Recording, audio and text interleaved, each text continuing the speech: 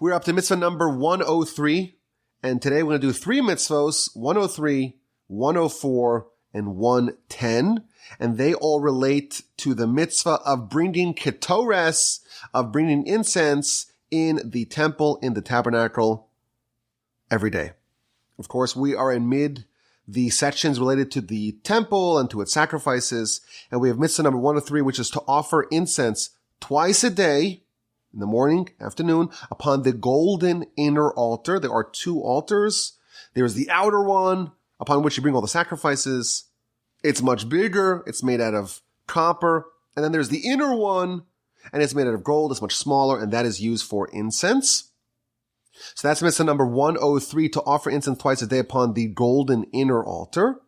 And the mitzvah number 104 is related, and that is to not use the golden inner altar for anything else. You don't offer sacrifices upon it, with the exception of Yom Kippur. On Yom Kippur, once a year, you do offer sacrifices on the golden inner altar, but the rest of the year it is prohibited to use the golden inner altar for anything else aside for incense.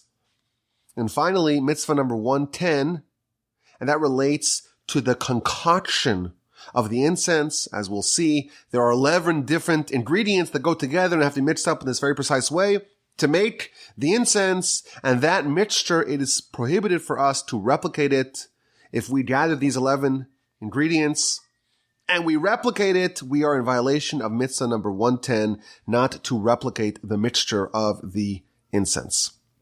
So part of the daily routine in the temple is the twice daily offerings of incense. The verse tells us that Aaron, the Kohen, takes the special mix of ketores, of incense, of the various different spices, and places it upon the golden inner altar twice a day.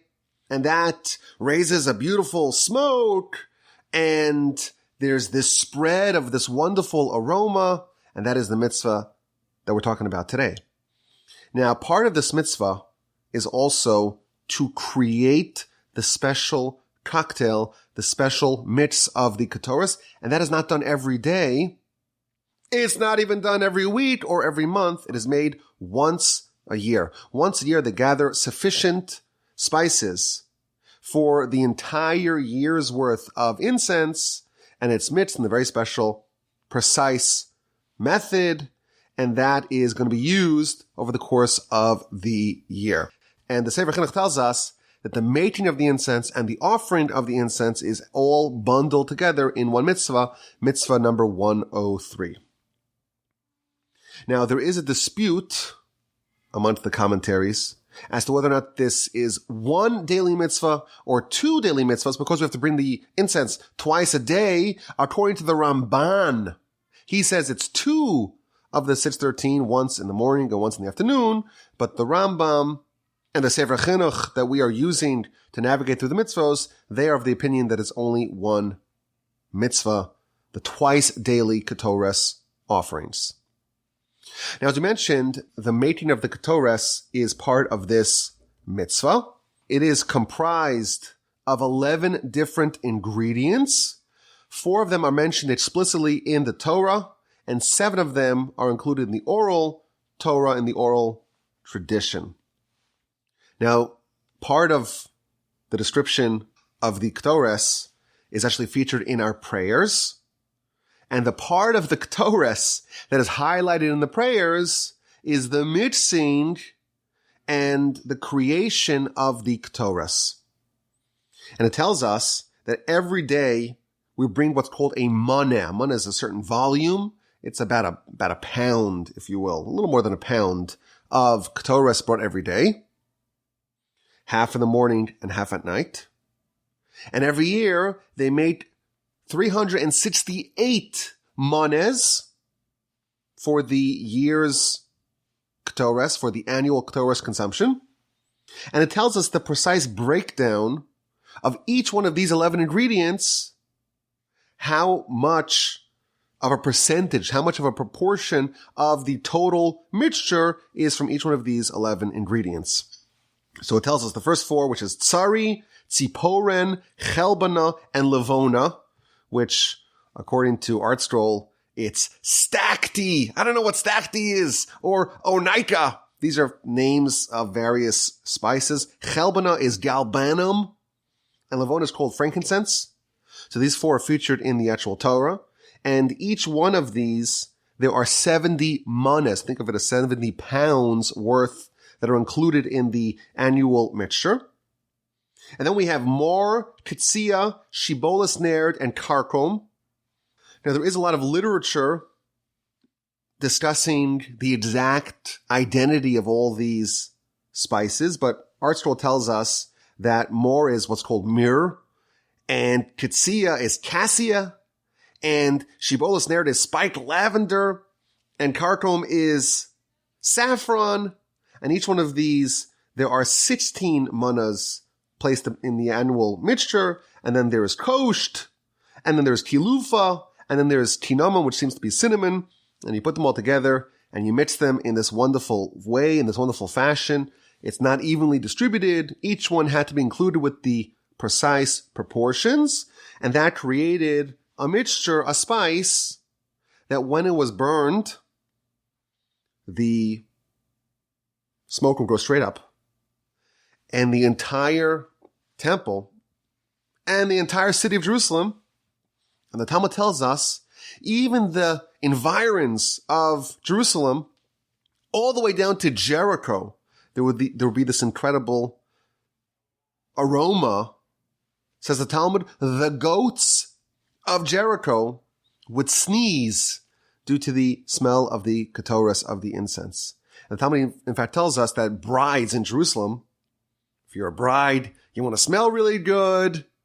But when the temple was in session, and every day there was ketoras, there was incense that was being burned, there was such a lovely smell permeating throughout the whole city that the brides did not even need to apply any perfume. Now, it's interesting. If you look at some of these ingredients, one of them, we're told, the chelbana, was actually rancid. If you just looked at it on its own, it was awful. It had a terrible effluvia to it. But when it was placed together with other ingredients, and again, each one with the precise proportions, the result was heavenly. And in fact, the collective smell of all 11 together was better than any one individually. And in fact, once the entire concoction was completed, even the aforementioned chelbana that on its own had a rancid, awful smell, it ultimately contributed to the aroma that resulted from the entirety of the mixture. And the Talmud tells us that the reason why there is this one ingredient, the chelbana, that is included with all the other wonderful ingredients, that's to remind us that we're really one nation. And some of us, on our own, smell really great, but we have to remember that there are others amongst our nation, the wicked as they are called, they don't really give off such a wonderful aroma.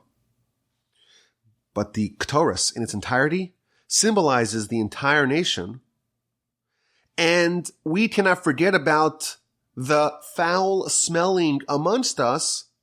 And in fact, when they are included in our prayers and in our offerings, the net result of it all is actually better. So ultimately, even those chelbanas amongst us contribute towards the wonderful smell. Now, the Sefer Chinuch, the book that we again are using to go through the mitzvos, he always offers a reason why we have every mitzvah. And he says that the reason why we have this is because if you're going to go to the house of God and you want to have the feeling of the honor and the distinction and the power and the awe of the house of God, you have to do something special. You have to elevate the experience. And the way you do that is you do it with things that people appreciate. And smell, he tells us, it's a very powerful sense. It's a very spiritual sense. It draws a person in. It's also, we're told, a spiritual sense. There's nothing physical, really tangible about it. You could get on the phone and audio can transfer across the globe and you can watch a video from the other side of the world. but they have yet to create a smell-o-vision. You can't really transmit smells. It doesn't really work like that. Why? Because it's much more spiritual.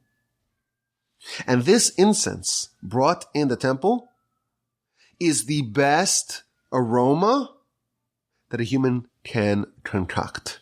And therefore, when you walked into the temple, all of your senses were engaged, and you really appreciate the fact that you're about to enter the residence, the domicile of God in the world. Now, this concoction can only be made by a Kohen, one of the laws of the Ketores, of the incense. If you forgot the morning edition of the incense, you would do double at night. But on a typical day, you would do half of it in the morning and half of it at night, in between the preparation of the wicks. The Kohen would prepare the wicks for the menorah, and after he prepared 5 of those wicks, he would stop, do the Ketores, and then go finish the rest of the wicks. And when they would do it, they would clear out the space. There can't be anyone there. There is a prohibition against having people around when the Kohen offers the incense. And he takes the spices, the precise amount, and he places, there's some coals upon the altar, and he puts the spices gently upon the coals. He bows and he leaves. And there's another law here that the Sefer Chinuch mentions, and as he typically does, he offers us, some miscellaneous laws related to this mitzvah. There's an interesting law that when you mix the spices once a year, there are various incantations, sounds that you have to make. Why? Because this is such a fine art, the mixture of the spices, that when you make sound, it actually helps enrich the mixture. So this is mitzvah number 103, an interesting mitzvah, part of the activities, the procedures, the offerings done in the temple and the tabernacle is the Ketores, is the incense, and we have mitzvah number 103, that is the mitzvah to prepare the incense and to offer it twice a day. Mitzvah number 104 talks about the exclusivity of the golden altar. There is, in the sanctuary, there are 3 vessels. You have the table. We talked about the table. You have the menorah, and you have the golden altar, 3 golden vessels. Only a Kohen can walk into the sanctuary. And that inner golden altar can only be used for Ketores, with the exception of once a year on Yom Kippur, where they offer some other offerings upon it. Mitzvah number 104, the exclusivity of the golden inner altar to be used exclusively for the Ketores. And finally, we have mitzvah number 110, and that is the prohibition forbidding us to try to replicate the incense. We have a list of 10 ingredients. And theoretically, if you find those ingredients and you know the exact proportions, you could recreate the incense, but that would be a violation of Torah law. Why? Because this mixture is to be used only for the temple. And the Sefer Chinuch explains that the temple is this one place in the world, one place in the whole world, where the relationship to God is palpable, is real, is undeniable. This is a unique location unmatched by any other. And therefore, in order to heighten the value, the prestige of the temple and its vessels and its accoutrements, there is a mitzvah to give some exclusivity to part of what we do there, namely the incense. And that's why only the Kohanim mix it. It's not for simpletons. It's only the Kohanim and only in the temple. It's special and it is exclusive. There's one more interesting law that he brings over here. And that is that suppose you are an enterprising Kohen and you think that you could improve upon this recipe, and you want to skip some of the ingredients, you want to play around with some of the ingredients. If you skip any of the ingredients, you receive the death penalty. This is not something we play around with. This is part of what the Almighty tells us to do in the temple. We play around with it. It is a capital crime. Now, there are some interesting instances in our literature that talk about the incense. One of my favorite ideas that I like to share, I've said it in one of my Parsha I think in a few Parsha podcasts in the past. There is a description offered about a person that their deeds were as pleasant as ketores, as incense. And that is, I think it's in chapter 25, if I'm not mistaken, of Genesis. When Abraham, after Sarah dies, he remarries. And the woman that he remarries is called Keturah. And that sounds a lot like ketores, which is the incense. And Rashi there tells us that this Keturah is a woman that we've met before. That is Hagar, the woman who is the mother of Ishmael, who Sarah banished after he proved to be a bad influence to Isaac. And now, after Sarah's passed, Abraham remarries Hagar, and she's now called Keturah. Why did she have this name change? So Rashi tells us, well, because Hagar, her deeds, she was so righteous. Her deeds were as pleasant as ketores. And because her deeds were as pleasant as ketores, therefore, she is renamed Keturah. Now, what about Hagar relates to ketores? So, I heard an idea from a friend of mine a couple of years ago, and I think it really strikes at the heart of what ketores is. You may recall, we spoke about it a few minutes ago, part of the ingredients, part of the recipe for the ketores is the chelbana, which is something that on its own, it smells really, really awful. Rancid. Terrible. A putrid smelling spice. But the net result of the ketores is something really beautiful. How do you mask the smell of the chelbana, and how do you transform it from smelling so terrible to smelling so, or to contributing to something which is so aromatically satisfying? The answer is, of course, that you don't just present the chelbana on its own. You know the right ingredients to add. If you add the specific ingredients featured in the literature, and you add the right cocktail, and you know exactly the proportions of what to put in and how exactly to make the mixture, then not only are you masking the terrible smell of the chelbana, it's ultimately going to contribute towards the net result. So to be someone who makes the ketores, to be the right spice master, you have to know exactly what to add and thereby negate the badness, so to speak, that's present. The way you make the ketores is not by eliminating the chelbana, but you take the chelbana, it smells terrible, but when you add the right amount of other things and you make the correct cocktail, the result is wonderful. Hagar, she was dealt some of the most difficult cards in history. How so? She's the mother of Ishmael. Ishmael is the one person that the Torah forecasts he's going to be a wild man. The angel, God, told Hagar, you're going to have a rotten apple. His name is Ishmael. And indeed, she bore a child named Ishmael, and he was rotten apple. And there was a good reason why Sarah banished Hagar and her son from their house. Rashi tells us that Ishmael did three things, the three cardinal sins: murder, idolatry, and adultery. All three of them.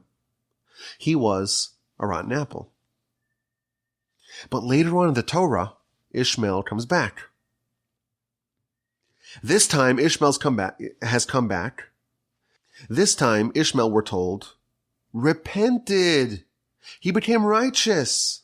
How did Ishmael repent? How did he become righteous? The answer is that his mom, her deeds were as pleasant as Keturah. She knew what other ingredients to add to not only mask the bad qualities that he bore innately, but to ultimately create a cocktail that results in something very pleasant, very aromatically satisfying. And that's why she's like Keturah, because she knew exactly what to add.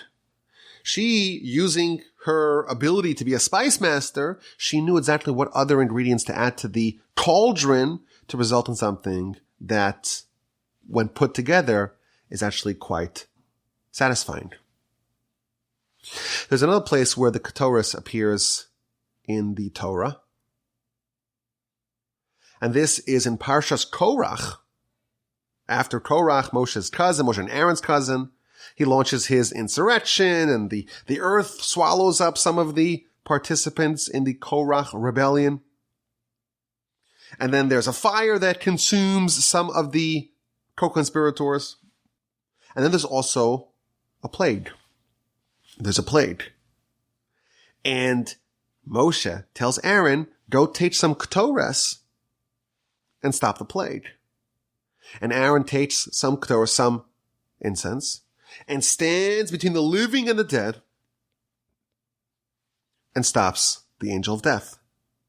And Rashi tells us, quoting from the Talmud, that Moshe knew the way to thwart, the way to foil the angel of death. How so? When Moshe was in heaven to get the Torah, he befriended the angel of death. And the angel of death said, I want to give you a secret. Let me give you a secret. Let me give you a gift. If you ever want to stop me, just offer Keturah. That's all you need to do to stop the angel of death. So when there was an eruption of a plague, the angel of death is running wild, running amok in the camp. Moshe knew the secret to stop it.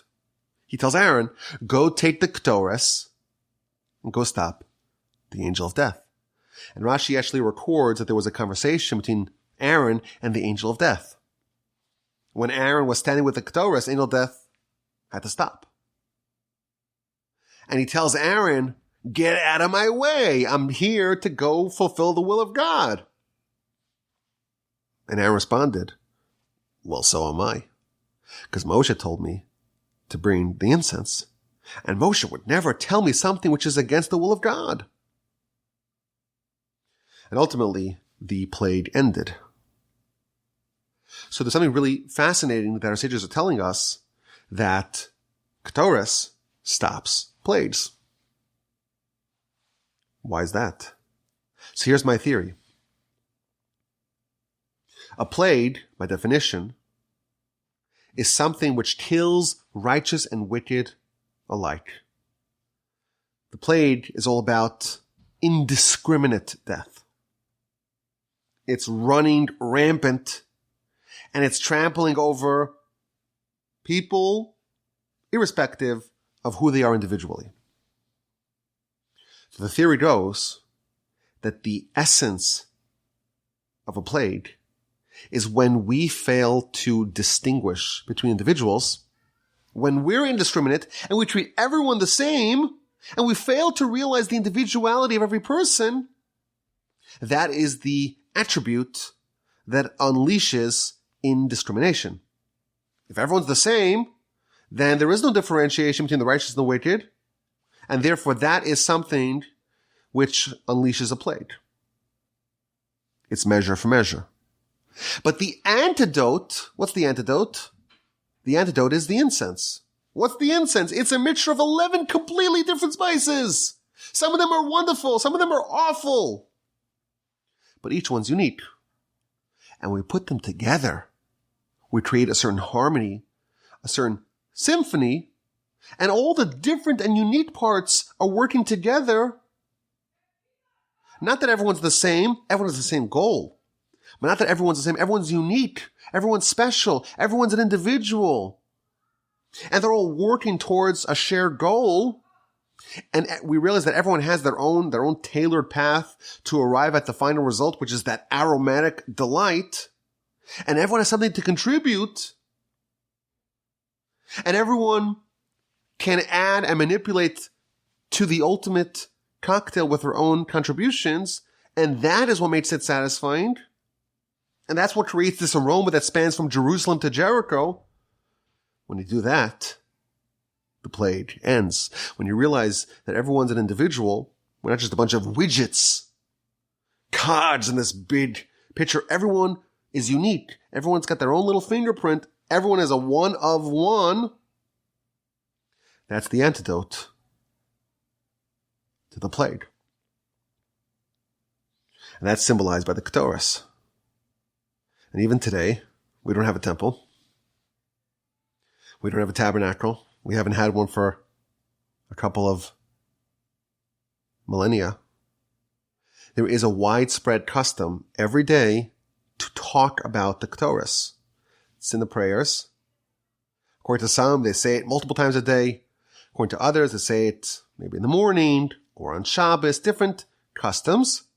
But they take various parts of the Mishnayot and the Talmudic literature that relate to the incense, and they say it every day. Why do we say it every day? One of the reasons offered is because we don't have the ability to bring sacrifices or offerings. But when you study the parts of the Torah that correspond to the various offerings, it is the equivalent of you offering it. That's one reason. Alternatively, it's important for Jews to study every day. And therefore, there's a citation from the Talmud, from the Mishnah, that is offered or that is said every day. It's in the prayers. Everyone says the prayers every day. Therefore, everyone will at least study the bare minimum of Torah every single day. Now, what's really interesting about this particular citation or sections from the literature is that it contains no disputes. You typically open up the Talmud or the Mishnah. Rabbi X says this and Rabbi Y says that, and there's a lot of debate and discussion here. There's no debate. It seems to maybe connect to the larger theme of Ketores, is that when everyone comes together, we can all work in unison, and that's every individual contributing their unique contribution towards the greater whole, but everyone working in harmony. And there are, in fact, some people, there's an ancient tradition to write out the parts of the prayers related to the Ketores, to write it out on a cloth, which is on a scroll, the way you write a Torah scroll. And according to some of the commentators, this is a way to merit great wealth. Why? In the temple, it was known that if you were a Kohen who brought the Ketores, that was something that would contribute towards wealth. And today we don't have the Ketores, but we could still say the Ketores, and therefore many people have the custom every day to read the Ketores or to read the citations from the Ketores. And you read it in this special way, written on the parchment, written like a Torah scroll, and that will be a boon for you to merit economic prosperity. So that's mitzvah number 103, 104, and 110, this very interesting part of the protocols of the temple, done every day, once in the morning, once at night, some extra times on Yom Kippur, to bring the Ketores, to bring the incense.